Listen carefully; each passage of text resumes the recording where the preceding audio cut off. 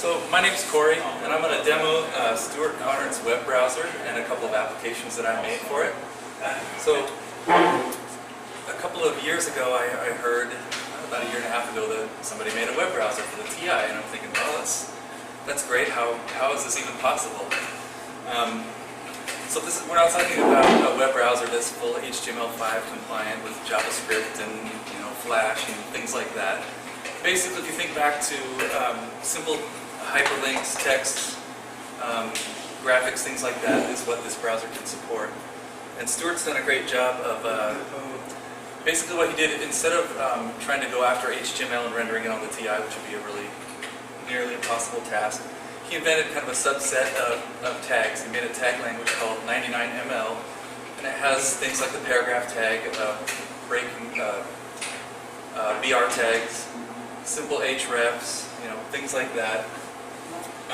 And to make it a little bit more like a web browser, he's added user agent support. So when you connect to a web server, if you're writing code that's listening to the web, you can say, oh, this is a TI, I'm going to show you this slightly dumbed down page, so to speak, which is what I've done for my website, which is myti99.com. You can connect to it with a modern computer, and you'll see different stuff than you will if you connect with the TI. So basically, I made, the first thing I thought of was, well, what games can I make, right, for this browser? So turn-based games on the web sound like something you should be able to do. So I made a chess game, and to do that I had to make a registration system. So you can connect with a modern computer, a modern browser, and register for an account, username and password and screen name. And with that you can come to the TI and log in, which I will do. So I'm logging in, it's posting this information to my server, and it's authenticating me and giving me a session. And now that I'm logged in, all these links become alive. And I'll show you the chess game first. Difficult from the side. So with this account, I can go in, I can create a new chess game, and other people who have signed up can browse those games and select and play chess with me, or I can browse other people's games. Show open games. It doesn't beep or anything when you select something? It does not. There is sound built in. If you put sound commands inside of a web page, as it's rendering the page, you can make it play sounds. It usually just pops in the green bar. As soon as you click, you can see it. Oh, the green bar? The green bar says a loading web page. At the bottom? Yeah. Oh. So it gives you pretty much a visual cue that it worked. So you actually did. On mine it goes retrying. That's mine. So I don't know why I have some struggle. Okay, so here, I don't know if you can read this or not, but yeah, I got this. Whoever's watching this video, basically I can browse games that people have created that are still open. It's just two-player chess. So I'll go ahead and click on this one that I just made with my other username. And it should render for me. Oh, okay, join the game. Now I have to click to view the game. And I'm told this works really well with a trackball, so it's almost like a mouse experience. I should like it better. Yeah. Get more control. Take my trackball out of the storage. So it looks like it stopped loading mid-page. Let's see if I can make it reload. Just like the real internet, it has internet problems sometimes. You just have to smack it. So next year we're going to have WebGL working on this, right?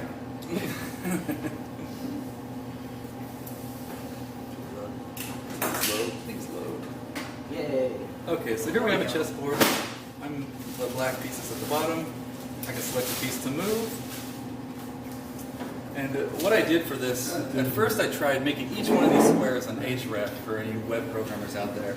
And it ended up being 64 hrefs, which exceeded the capacity of this web browser. So I asked Stuart what we could do about that, and he made it so that, I don't know if you can tell or not from the URL up here, wherever you click inside this area, it sends the XY of the cursor, posts that to the web server. So the web server can say, oh, you're at this XY, 58X, 88Y, and then it can tell which piece we're talking about on the back end. It made the code much smaller. So I'll go ahead and make a move, and the back end will validate that the move is legitimate. Come back and tell me if I'm trying to make an illegal move or capture a piece or anything like that. And it's pretty playable. We've had a few dozen games. There's about 12 people on the internet who have played. I just got an email that my user FestWest has just made a chess move, so I can log in. So I can log in as myself and play. So, anyway, that's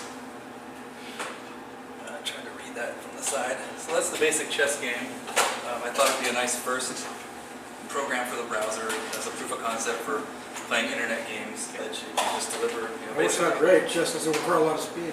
Yeah, you're not going to be playing Minecraft or anything like that with this anytime soon.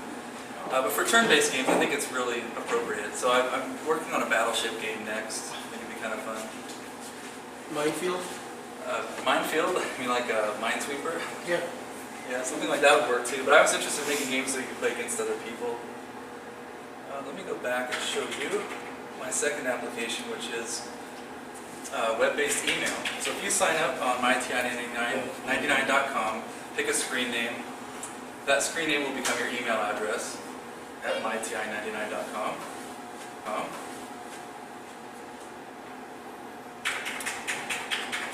Click on webmail.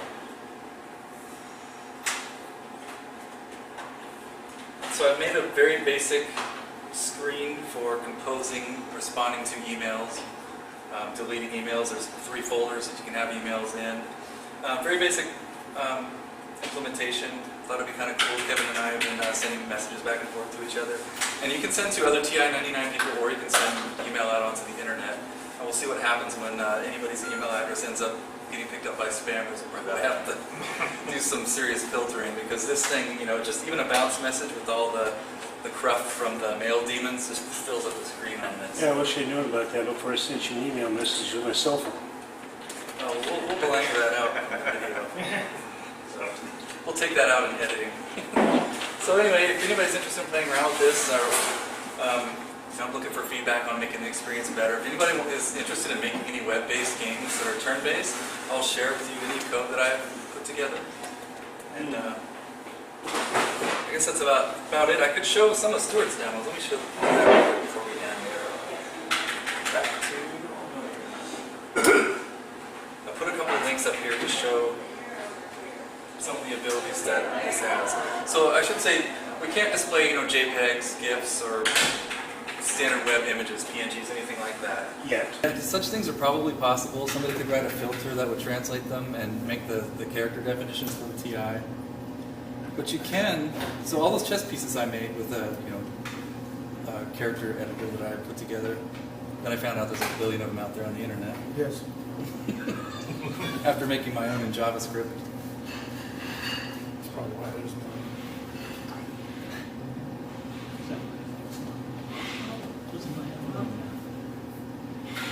So this is Stuart Connor, the author of the web browser. He put together this page to show that you can make, you know, graphics with this thing, and they render pretty fast. It just takes a long time to download. So yeah, click on the ogre's nose. Let me go back and show his second demo. Now, is it just being slow in here? Because I noticed the network was slow in here. Or is it just slow in general? I am on, I'm using a, back here. I'm using a cell modem, so this is actually really fast. This is about the speed that I get at home. So the bottleneck is definitely not here. It is from this side on, from the serial port on. What bit rate are you using on the serial port? 19.2 actually. It's about, I think that's as fast as you That's can it. get with the hardware. Oh, Yeah. well, 38.4, I think. Oh, it will. Okay. Yeah, yeah. It's what I'm using at Might home. help. That might help. I don't know if that's, you know. The only thing faster than that that I know of is the Joyport. Joyport was the fastest thing we ever built. The TI. Yeah, Stuart and Tim got on the same page, so they're working with the same UDS 10 settings now. So you don't have to go back in and keep swapping around. Now that we've been making fun of it, it has decided to stop working. That's just So it. that's what we get. So it's retrying. We can give it a second here, but anyway, that's what I've been working on and obsessing over for the last few months. You don't know what artillery. What's that? That's the game you can make artillery. I thought about that actually. Is it the one where you have guys on the opposite side and you get the angle Yeah, and you the power? Yeah. I thought about that because what you could do is just do all the math on the back end. The server could say, okay, here's the trajectory, and just make render those images into character, define them, and print them to the browser. And you won't see the animation, but you can see the end result. Well, you can see of it. the, Yeah, you can see the arc. yeah, you sure could. That'd be And cool. you could make an art that matched really well what's going on. Want to work on that together? You heard it here first. I have a collaborator. I'm just good at ideas. You can do a simplified Yeah. mule or something somehow. Do that too, yeah. Yeah. So So you're there's talking about GIFs and stuff, you could grab Tercey's routine for interpreting video and pick bigger pictures with the TI image. He has a PC routine for that, where he's got the source code. okay. That's fine. And you can use that to just, say, I want to look at this GIF on the internet, go to your webpage and then translate it to the TI. Okay. Yeah. Give you the character definitions to put out. And Good being idea. kind of a thin client model here, we could do all that on the back end. Have some. This my TI-99 is a Linux server in Dallas, Texas. It's a virtual machine that's $5 a month, and I just write the code at home and push it up to there. You could do some heavy lifting there for doing all that conversion on the fly, and then you're just printing out, basically printing text to the browser and rendering it on the page. So I think some neat things are possible. Anybody have any questions? More questions? It's really cool. All right. Thank you. That's all I Thank have.